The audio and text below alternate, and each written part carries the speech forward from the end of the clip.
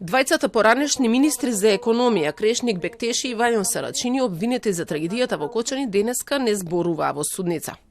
Не дадоа воведни говори, а во нивно име ги бранеа адвокатите. За адвокатот на Бектеши нелогично е поранешниот министер да е обвинет за издавање на лиценца за објект, за кој нема надлежност за инспекцијски надзор. Лиценците били издадени за простор кој бил изменет по неговото заминување, а министерот ставил само факсимил.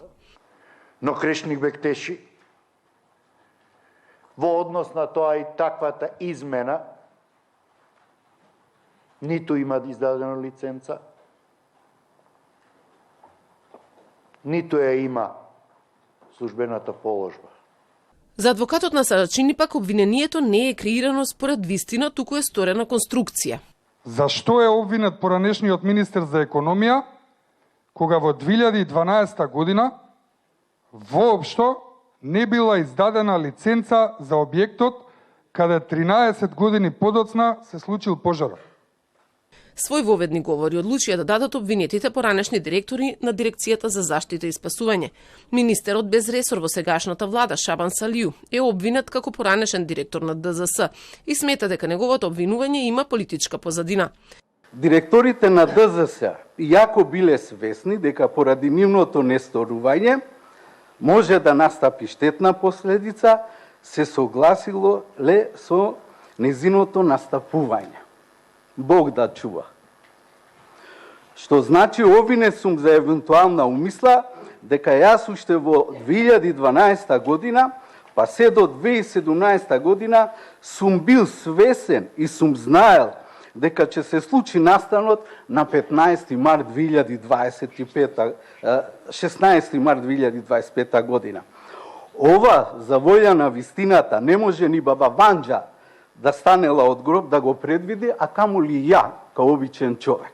И поранешниот директор на ДЗС, Аднан Џаферовски, смета дека за кусиот период додека бил на оваа функција, не би можел на никаков начин да учествува во дело за кое е обвинет. За жал, принуден сум да се бранам од обвинение кое е паушално, кое е апсолутно неосновано и кое никако не ми е јасно. Дека мене како човек, совеста ми е апсолутно чиста.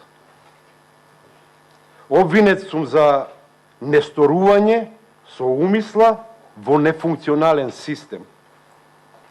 Јас бев само кратко време на чело на еден фрагмент од тој нефункционален систем кој пробав со моето знаење и умење да го уверам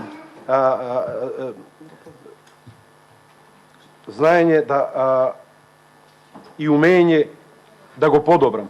Адвокатот на службеникот од економија Камбери, за кој во обвинението пишува дека земал мито за да се издаде лиценца за кабарето, негираше вина на неговиот клиент.